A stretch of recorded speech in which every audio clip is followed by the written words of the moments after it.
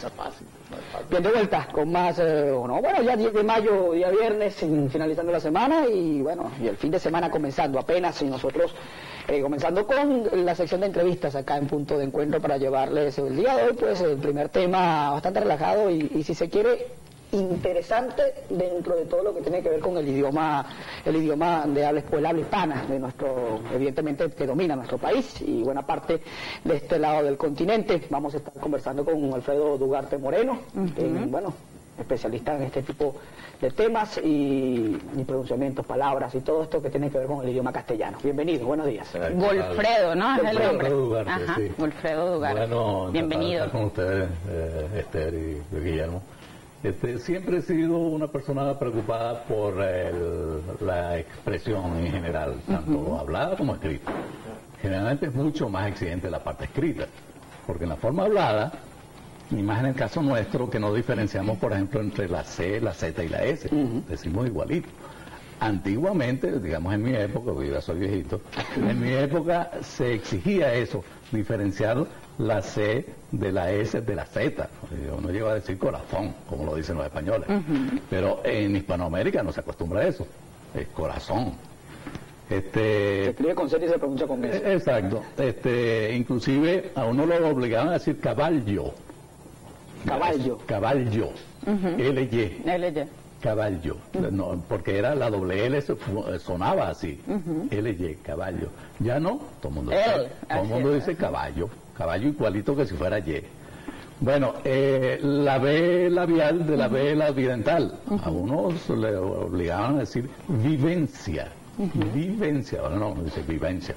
Igual que baldío. Pero sin embargo, cuando uno estudia pues su educación básica o secundaria, hay docentes muy buenos que bueno recalcan en ese tipo de, digamos, de formación del lenguaje y allí aplican pues lo que es la B labial, la B labidental, la Z y hacen pues que uno pronuncie como debe ser, pues cada letra para hacer estas palabras, ¿no? Mejor dichas. Así que bueno, nosotros estamos acostumbrados también a deformar el lenguaje pues a medida que va practicando y se va formando y desarrollándose, pues realmente vamos deformando esto es lo que hemos aprendido en educación básica, pero nosotros, bueno, la B de burro, la B de vida o la B de vivencia. Las nuevas normas indican que ya no se debe decir la B alta y la B baja, ni menos la B de burro y la B de vaca, sino ahora se obliga a decir la B labial y la V, como lo dicen los españoles.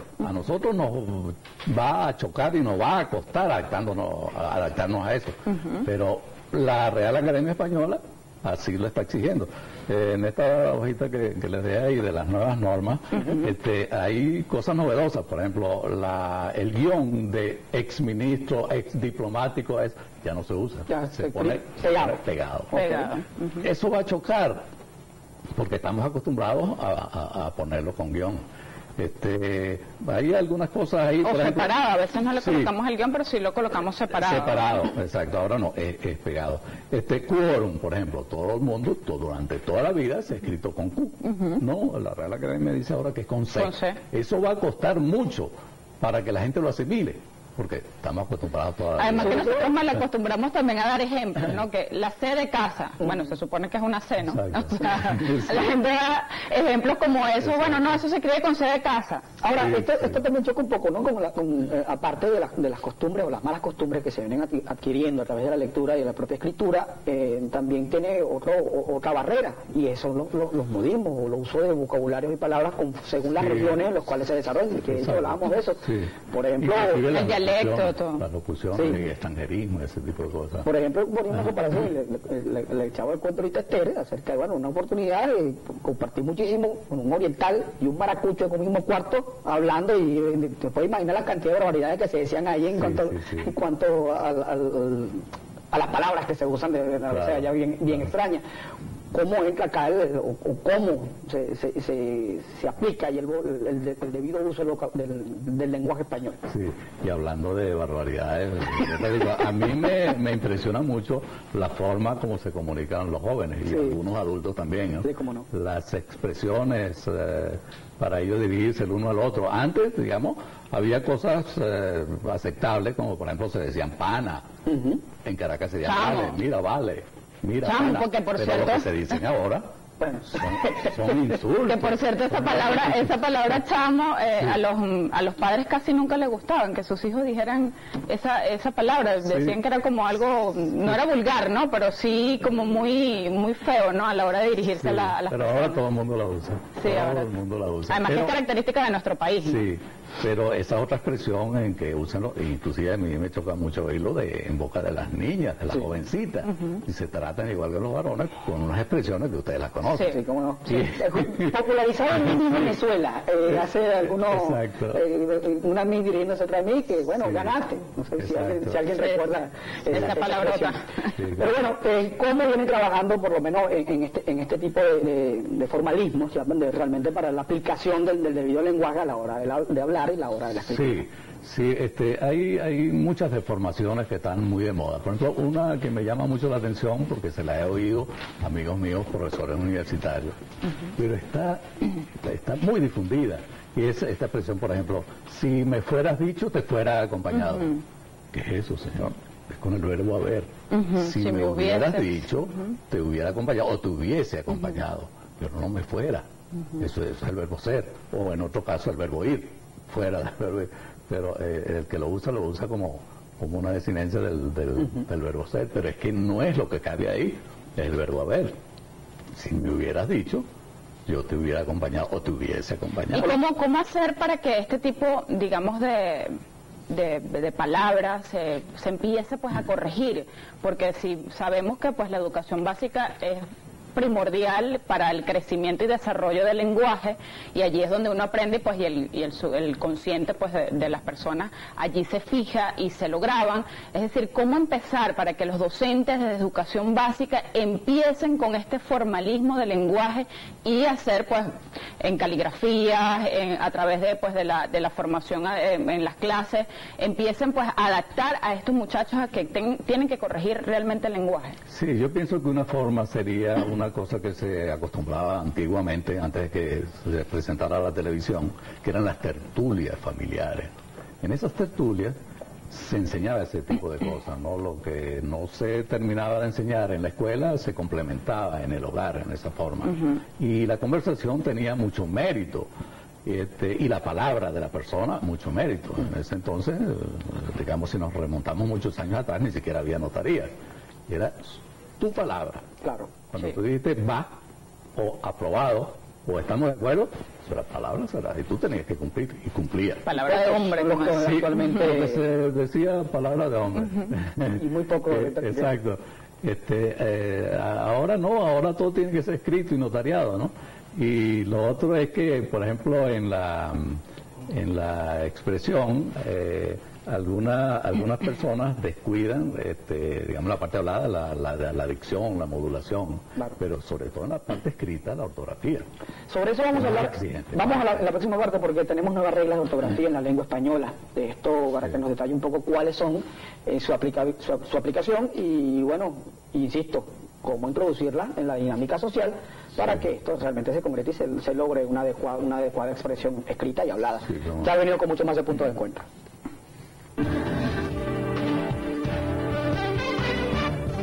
Bien, de vuelta con más de punto de encuentro, dejamos pregunta al aire. Tenemos nuevas reglas en el marco de la ortografía en la lengua española. Si nos puede más o menos detallar cuáles son estas nuevas reglas y su uso. Sí, las que más se destacan, por ejemplo, no se debe decir Y. La Y se llama Y. Hay que llamarla Y. Dijimos que la B pequeña, porque normalmente la gente dice B de vaca, se llama V, como la acostumbran desde toda la vida los españoles. De la vida. V. ¿Se acuerdan de las propabandas que salen por televisión? Sí, la del fútbol. Y la del banco. Ok. Bueno, patrocinante de la Liga Española. VA, bueno, es V, de ahí viene. Y bueno, otras que... Aquí tenemos la letra Z, que dejará de llamarse seda. Sí, porque los españoles le decían seda, ahora es Z, nosotros toda la vida le hemos Zeta. Z. La Che y la doble L. Exacto, porque esas en el diccionario, no sé si ustedes recuerdan, cuando usted buscaba, las conseguía aparte, en el encabezamiento del listado de palabras, aparecía aparte, ahora ya no. Es un dígrafo, se llama dígrafo, usted tiene dos letras, pero está la Che está incorporada dentro de la C.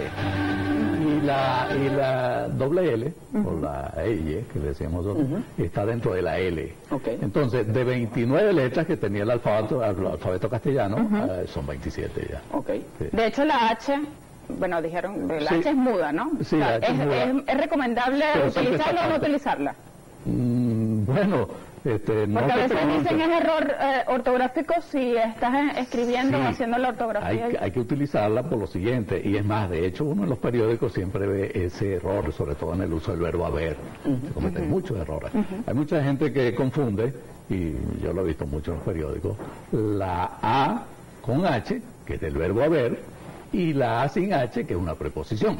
Y entonces a veces lo usan indiferente. También, ¿no? H, del verbo haber, sí. Y que también es una preposición, una conjunción. Bueno, se confunde con mucha facilidad y cuando es muda hay que seguirla usando. ¿Cómo identificar exactamente en esos casos el uso de la H o dejar de usarla? ¿Cómo identifica? ¿Cuál sería tal vez esa señal? Mira, acá no se usa esa H. Sí, la A con H es fácil identificarla por lo siguiente, porque pertenece al verbo haber, y el verbo haber en ese caso está siendo utilizado como auxiliar. Okay. Y cuando se utiliza el verbo haber como auxiliar, siempre está seguido, después de la palabra del verbo haber, cualquier desinencia del verbo haber, siempre está seguido de un participio pasado.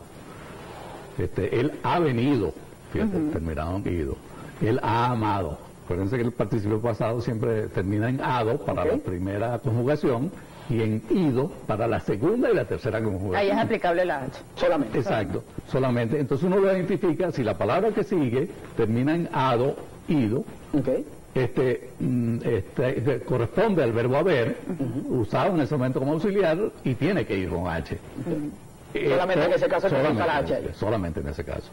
En los demás es preposición, y va suelta, va sola, y va sin H. Esta es parte pues también es una forma de identificarlo. De la gramática, puede ¿no? diferenciarla, mejor dicho. Esta es parte de la gramática también. Allí la palabra solo, cuando equivale el adverbio, solamente dejará de tildarse solo. Bueno, eso es, yo no estoy muy de acuerdo con esta disposición de la Real Academia, porque uno hizo un esfuerzo para diferenciarlo años atrás, y uno aprendió que solo, cuando equivalía a solamente, había que acentuarlo. Acentuarlo, sí. Y entonces, ahora no, y es más, ahí la Real Academia hace una aclaratoria que a mí me parece poco acertada, porque dice, aun cuando cause ambigüedad. Y hay un ejemplo típico que es, voy solo al cine. Eso tiene dos acepciones. Anteriormente se diferenciaba porque uno la acentuaba. Si la acentuaba era porque decía, voy solamente al cine. ¿Se refería a mí? No, voy solamente al cine, quiere decir que no iba ni al teatro, ni al circo, ni a nada de eso. Claro. Y voy solo al cine sin el acento, era porque iba sin compañía. Voy solo. Bueno, pero ahora eliminaron ese acento. Cosa que, como te digo, no estoy de acuerdo. Ahora uno tiene ahora uno tiene que interpretar si es solo realmente o nada más va a ser sitio. Tiene las dos interpretaciones y es malo, ¿no? Pero siguen manteniendo otras tradicionales, por ejemplo, aún va acentuado si equivale a todavía, el adverbio de tiempo. En todos los demás casos no lleva acento. Entonces hay que estar pendiente de esas cosas, cuándo usarlo y cuándo no. Hay gente que dice, pero bueno, es fastidiosísimo el uso del acento en esos casos. Porque la acentuación, como te decía al principio, siempre es más exigente la expresión escrita con respecto a la hablada.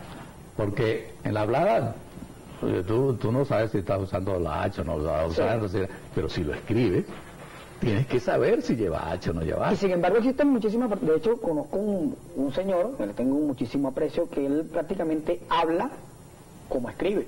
y no estoy diciendo que hable, que escriba mal, no. Trata de gesticular, pronunciar acentos, comas, bueno, y hasta las expresiones que usa son totalmente detalladas a lo que se quiere, detalladas y precisas en lo que quiere expresar. Y a veces mucho, bueno, esto sí es raro y acomodado. En general somos flojos en pronunciar la palabra completa como es, y no solo la palabra sino la oración completa, y tenemos una tendencia grande todos a cortar y a economizar palabras. Hay una expresión típica que se oye mucho quizás en ciertos niveles, quizás no muy cultos, pero a veces esto trasciende a otros niveles superiores. Por ejemplo, bueno, dice, ayer tuve a que mi tío, ayer tuve a que mi tío. Bueno, ¿qué es lo que quiere decir esa persona? Ayer estuve en casa de mi tío. Pero fíjate todo lo que se ha ahorrado. Ayer tuve que mi tío. Esa es la Entonces, es la forma de ahorrar palabras. En el lenguaje, pero en Lara, bueno, yo soy guara, y nosotros tendemos muchísimo a mochar las palabras. Es decir, sentate aquí, anda para allá, vení para acá, agarra ese bicho. Claro, entonces, tratamos de minimizar lo más posible, pero realmente estamos deformando y se nos hace lenguaje. difícil decir para. Siempre decimos pa. Yo voy para allá. Y luego unimos las dos palabras. Bueno, la madre y al padre, maíta, paíto. Exacto. Son palabras que... Pero también, hablando digamos, de cortar esas palabras, la tecnología, pues a través de estos celulares, a través de estas telefonías móviles, hemos acostumbrado a que cada vez que hay una mensajería... Acá tenemos una gráfica que, bueno, hablando de... precisamente para entrar en la parte de la economía gráfica, es interesante también, pero nos explica un poco acá entonces los términos que tenemos en pantalla.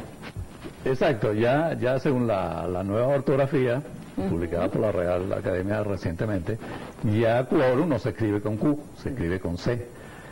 Solo, que anteriormente equivalía a solamente, al adverbio solamente, bueno, eliminaron el acento.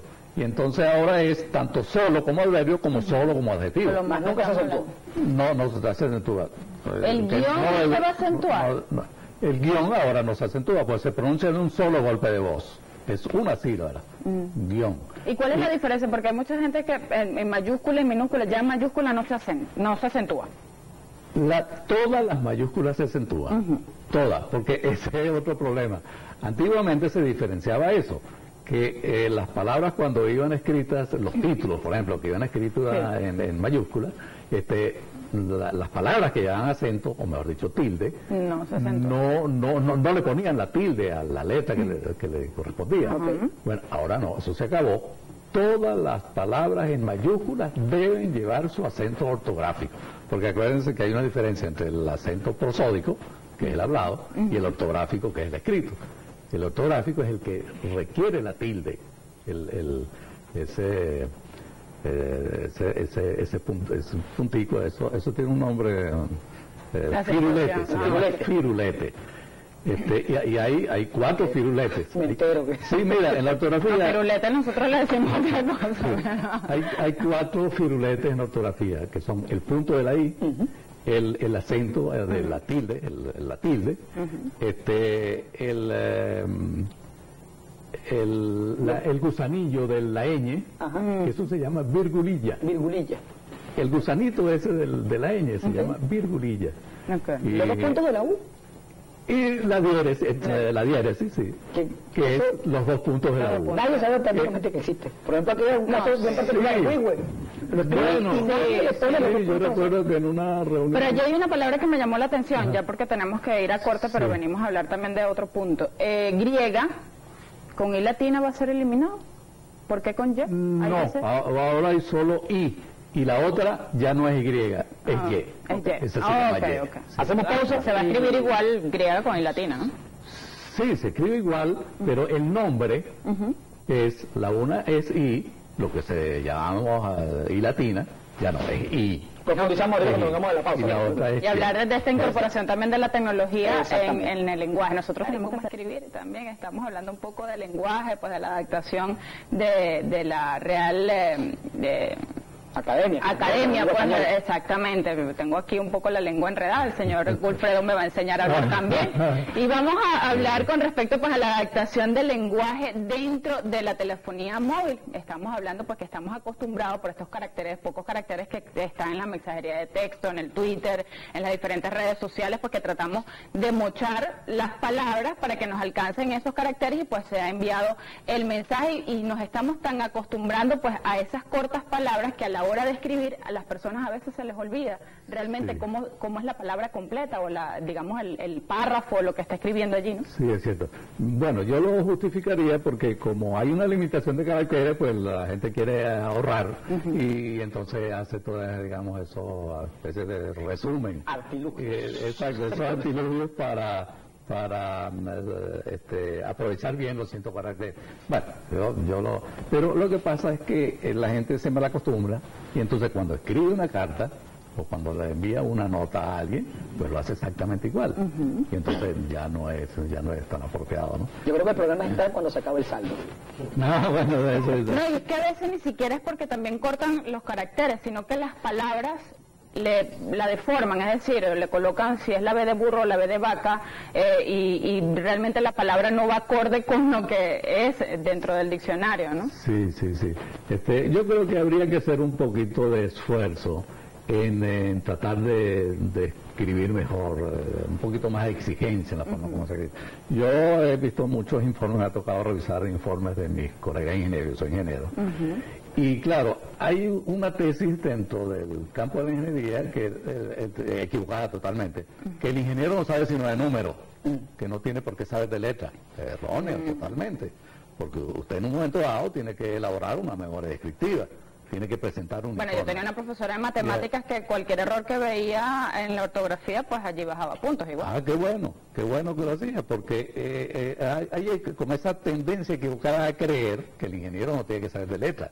El ingeniero sí tiene que saber de letras, porque es un instrumento de comunicación, tanto en la forma hablada como en la forma escrita. Entonces hay que hacerlo de la mejor forma posible, porque si no estamos degradando el idioma nosotros mismos, lo estamos perjudicando. ¿Y qué pasa con nuestros hijos y nuestros nietos? Bueno, cada vez eso se va acentuando y llegará un momento que estamos hablando de un papiamento. ¿Dónde piensa usted, por ejemplo, que se ha presentado o se inicia, mejor dicho, este problema a nivel de escritura? En donde tal vez las autoridades o los responsables de generar este tipo de cultura tengan que prestar mayor atención y obligar a que esto se ejecute de la manera. Yo diría que habría que crear los mecanismos como para cultivar un poco más lo que se aprende en la escuela y en el colegio, en el liceo. Porque hay muy buenos profesores de castellano que lo enseñan muy bien. Pero ¿qué pasa con el muchacho? Hay la tendencia de que el muchacho estudia para pasar el examen, pero no se dan cuenta que ese es un instrumento que están poniendo en sus manos para estarlo utilizando todos los días en la comunicación, los dos aspectos, el aspecto hablado y el aspecto... Entonces, extra cátedra, en reuniones familiares, es bueno inclusive crear estos juegos, ¿no? Con el uso de las palabras. Hay una cantidad de... se llama Scrabble, creo que hay uno que se Ese llama. es uno. Otras veces, por ejemplo, en el colegio donde estudia mi nieto, pasan normalmente, la profesora castellano, un listado de palabras nuevas, de léxico, y los ponen a los muchachos a decir cuál es el significado. Me parece buenísimo. Por eso hablo también de lo importante que es la educación básica o, bueno, secundaria, no sé si ya se dice, o en el liceo, pero a nosotros, por ejemplo, en el caso del profesor de castellano, si conseguía un error ortográfico y así estuviésemos en tercer año, igual nos mandaba a hacer una plana con el papel ministro completo de esa palabra. Muchos se quejaban porque decían, bueno, ni que estuviésemos en primaria, ni que estuviésemos... Pero era una forma de castigo y con escribir no sé cuántas veces esa misma palabra para llenar el papel ministro, pues uno se lo aprendía. Sí, y no volvías a cometer el error. Yo creo que lo que está diciendo que, bueno, no sé si puedo arrugar más la cara de lo que estoy leyendo, pero aquí un ejemplo de lo que conversaban ustedes hace unos momentos acerca de la deformación del lenguaje a través de las redes sociales. Este es un ejercicio muy bueno porque dicen que realmente el que inventó esto dice, pero es que no hay que escribirlo exactamente como es o como se requiere, porque uno lo entiende. y es verdad, pero una cosa es entenderla, ahí hay un poco de portugués, hay un poco de ruso, un poco hay de todo un poco. Muchos fans por... Ok, y lo entiendes, ¿no? Y entonces mucha gente dice, pero ¿para qué lo voy a escribir ese como tú dices si de todas formas tú me entiendes lo que te quiero decir? Pero es que no es así. Ahora, estamos hablando de la corrección del uso del idioma. Un aporte que hablábamos fuera de cámara para nuestros amigos que se manejan dentro del mundo político y que en muchísimos casos usan ese lenguaje rimbombante para tal vez manejar un mensaje que, conchale, mira, que es espectacular como habla este señor, pero hay un error bien puntual. Sí, se llaman circunloquios, ¿no? Es cuando generalmente el político se adorna y se quiere expresar en una forma rimbombante y quizá impactante a sus oyentes, y entonces utiliza frases como esa: yo soy uno de los que creo que eso debería hacerse de tal manera, pero es erróneo. Es yo soy uno de los que creen, porque fíjate, es lo que te explicaba, yo soy una individualidad del grupo plural, es una pluralidad, de los que creen. Entonces, si es plural, es de los plural, que creen. Yo soy uno de los que creen que eso debería hacerse de esta forma. Y decía de lo que creen. Y él, no, la persona dice, yo soy uno de los que creo. Porque como estoy diciendo yo, entonces la persona confunde y dice, si soy yo, la designancia verbal que le corresponde es creo. Primera persona, el singular. Pero es que no es verdad, porque la concepción, la idea es diferente. Ahí he visto muchas oportunidades, por cierto, a comunicadores sociales, ¿no? Que salen a veces con la profesión, pero realmente en la escritura tienen muchos errores ortográficos, porque confunden vaya con valla de publicidad, de los avisos publicitarios, con valla de ir, ¿no? Sí. O en el caso de haya, con haya también de doble L o la Y. Sí, hay errores ortográficos que hoy en día todavía se ven en profesión. Cuatro haya. Haya con doble L, que es del verbo hallar. Antes nosotros decíamos hallar, hace muchos años atrás. Se diferenciaba la pronunciación, ahora es hallar. Pero esa es con doble L del verbo hallar. Haya, que es del verbo haber, que es del presente subjuntivo del verbo haber. Y hay el haya sin H, que es la niñera. Hay un haya con H que también es un árbol europeo, ¿no? El haya. Aquí no lo conocemos. Aquí popularmente conocido es la haya, pero bueno, es otro tema. Además, cuando uno hace la expresión de ay, cuando uno está escribiendo de ay, o me duele tal cosa. Bueno, esa es otra cosa que es diferente. Ahí el ay con H, también del verbo haber, tercera persona del singular del presente. Y hay el ay interjección, que es sin H. ¡Ay! Expresión. Mensaje final para nuestros televidentes, por favor. Bueno, mensaje final. Pienso yo que deberíamos preocuparnos todos, tanto, digamos, ustedes, los que están en los medios de comunicación, los periodistas que están en el medio escrito, de preocuparnos un poquito por la forma como se habla y como se escribe, para evitar el deterioro progresivo del idioma, porque va a llegar un momento que vamos a estar hablando en clave. Bueno, sí, porque somos comunicadores de masas, ¿no? Y tenemos que también dar un poco el ejemplo, pero ya sabemos que no sabemos nada realmente. Ya tenemos aquí algo que nos indique pues que tenemos cosas que corregir y que bueno, todavía estamos a tiempo. Tenemos que despedirnos, muchísimas gracias. Nosotros tenemos que hacer una pausa y ustedes no se aparten, que ya venimos con más. Gerardo Vázquez, directivo de la Asociación de Profesores de la Universidad de Carabobo, vamos a estar conversando con él en la próxima parte a propósito del paro convocado o del posible paro, porque hay un lapso hasta que se decida, a ver si se activan algunas conversaciones. Por el momento eso es tentativo, pero sería, si sigue a concretarse, el próximo 23 de mayo. Ya venimos para hablar de esto.